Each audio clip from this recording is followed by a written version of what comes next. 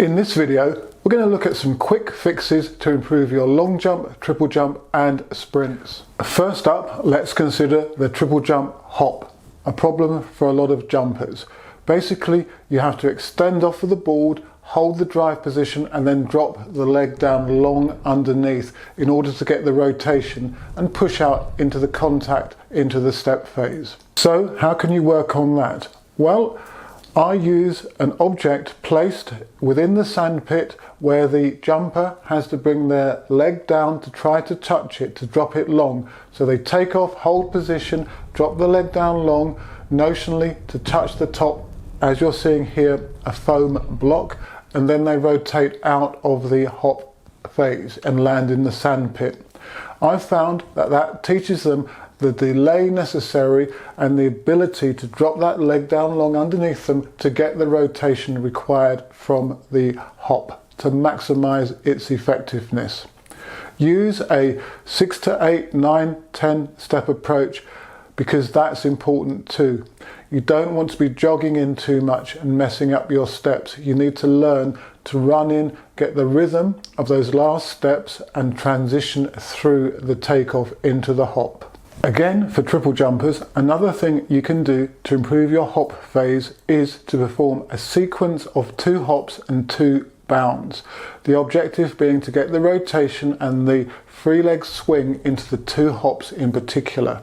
Now, doing this is not easy, but the objective will be to get that extension every time you hit the landing and drive the free leg through into the hop. Then you rotate. A number of my triple jumpers have had difficulty with this drill over the years, but I have found that once they master it, their jumping can significantly improve.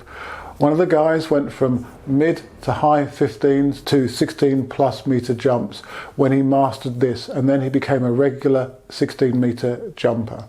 Okay, let's move on to the long jump and the long jump takeoff. Now, there are plenty of videos on the channel about how to set up the takeoff by using mats, but they are a quick fix in that positioning a low mat on the 3rd step out from the takeoff and on the takeoff step will enable the jumper to get into the correct positions to effect a great takeoff without really thinking too much about it.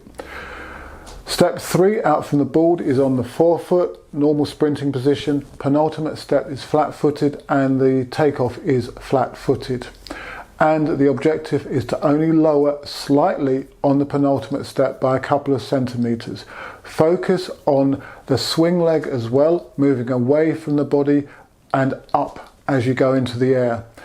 The mats, however, should do a lot of the work for you, and you should achieve a da-da-da rhythm as you speed across the mats. Again, like the triple jump hop example, practice off a designated run-up so that you can really get those steps and the step lengths and the rhythm honed in, preferably from medium to longish approaches, so 9, 10, 11, 12, 13, 14 steps out. And here's a quick tip for improving your sprint acceleration. Yes, most of you will know about keeping the heels low and a negative shin angle when you're accelerating away from a standing start or a block start. However, if you scissor the movement, by that I mean take one foot away from you as you drive the other leg back into the track surface, you'll get a greater, more powerful movement. So switch positions as you accelerate away. Practice doing that and you will accelerate quicker. And the final quick fix, which is beneficial for triple jumpers, long jumpers and sprinters, is to really focus on hip work in order to achieve faster speed and greater takeoff power.